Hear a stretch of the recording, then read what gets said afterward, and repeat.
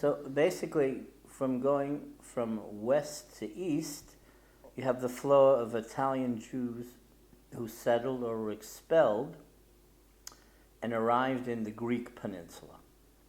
So they came in the Ionian Islands, they came, let's say, to the Venetian Empire.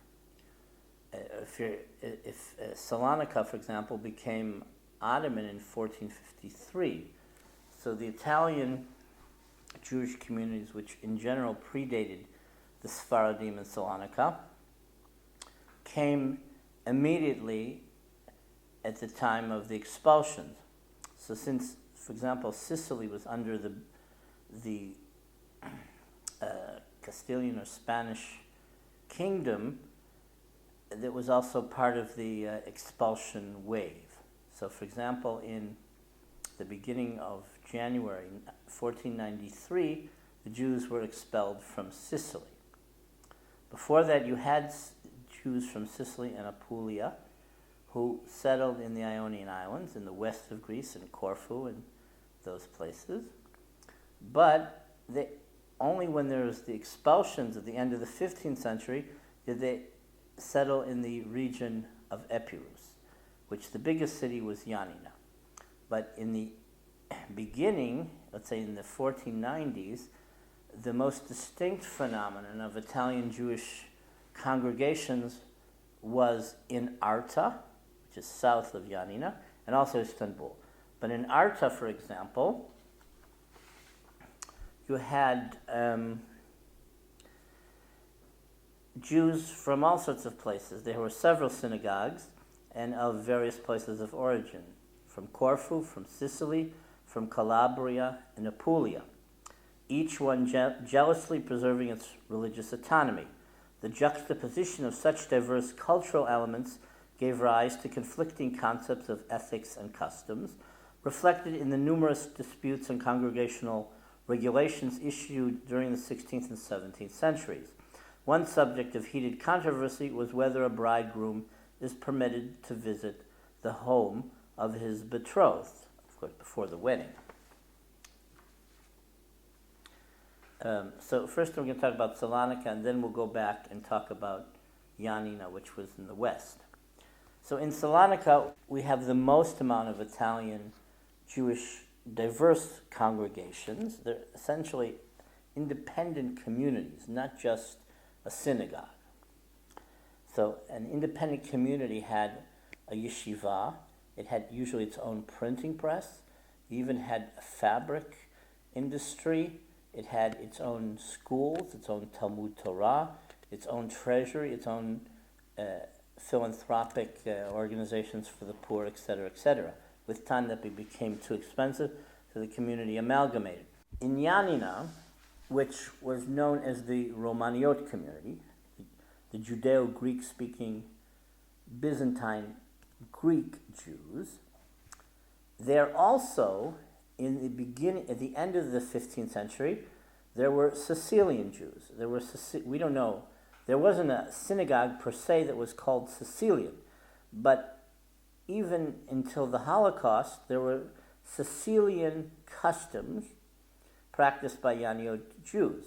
So those who claim that they came from Sicily, for example, they had their own Purim 5 days before the regular Purim. Now, what is the story? They call their Purim Katan, the little Purim, in the city of Syracuse, or Siracosa, in Sicily, not Saragossa in Spain. Basically, the Jews had relations with the king, okay? And the king, his name was Saracosanos, he would go to the market and the Jews greeted him with a Sefer Torah. There was one Jew named Marcos who was a provocateur, okay? And he wanted, I think the legend goes that he wanted to show that there actually was no Sefer Torah in the box, in the market. Okay, and that he wanted to libel the Jews by saying that, no, they tricked the king. And so, at first, the king believed Marcos. And so he was going to threaten to kill the Jews because they insulted and they were devious and they tricked the king. In the end, the libel backfired on Marcos, and it all came out to the king that Marcos lied, and so that the Marcos in the end was hung. But it's a typical story how the Jews survived a plot to kill them, just like Haman wanted to do to the Jews in Shushan and in Persia. And so there were many instances of many Jewish communities in the spring survived annihilation, so they had their own Purim ceremonies. And another version of the Purim, which wasn't 5 days before Purim, it was earlier, was called Siciliani, or in Greek, Purimopoulou, which was celebrated on the 17th of Shvat in January or February, depending on how it played out according to the regular calendar. So this festival, Sman Purims, or Purim Katans, and it was celebrated by these, we'll call them Byzantine Jews all over. The question of, is this Siciliano or the Purim of Syracuse, what is the origin? Or is there a Sephardic version called Purim Saragossa? For example, in Corfu, you had two Apulian synagogues. You had an Apulian synagogue and a Apulian Aragon. What that really means is the Jews were originally from Aragon, probably after they were expelled in 1391, and they made it to southern Italy. Okay, and then they were expelled again at the end of the 15th or beginning of the 16th century. They made it to Epirus. Okay, so it also could be that some origin was from a Sephardic Saragossa. Okay, but as you'll see in the interview with Artemis, she claimed by the story that she knew that it was from Saragossa. Okay, so you also have the Purim of Syracuse or Saragossa. It was observed also in Sephardic communities, but in Yanina they had a different version. So they claimed that the version was Sicilian, and for example, families with the last name Betzika or Eliezer or Cantos were considered to be Sicilian in origin. There was a community member named Melius, whose family name was Cantos, and they traced their origin to Sicily.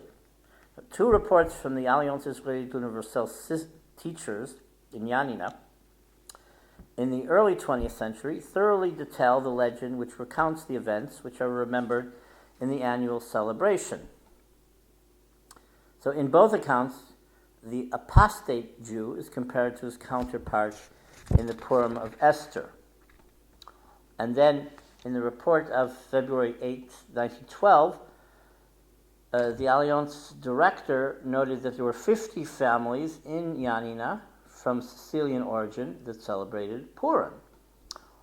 And 2 years later, 30 families celebrated their holiday of the Sicilian Purim on the 24th of Shvat. If you notice, the dates change, even the Hebrew dates.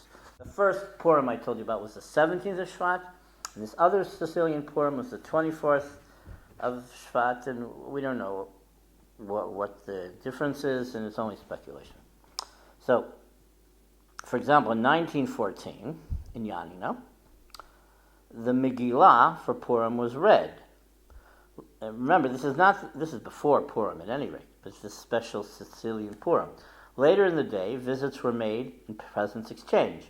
Because the primary Hebrew teacher, Chacham Davos, was Sicilian, the students went to his house to celebrate. Merchants who were Sicilian also closed their stores for the holiday. And it's good they call it Purimopoulou, the minor Purim. And that holiday, my father said, was Sicilian. So they called it Siciliano. In that holiday, people went to the synagogue in the morning, and then they came home, and they had sweets, and they drank raki, like a rock, the strong drink. They had a special breakfast. Later in the afternoon, they had a special meal, and that was their custom. So this guy who was called Melius, him and 5 or 6 families, they observed this Siciliano Purim, and a woman named Annetta Melius, she traced her family back as Sicilian. There's a few other versions, which there's no point in saying, but the Romanio Jews in Yanina, they had Ir Tamar. I think it's a different origin, but it's basically the same thing.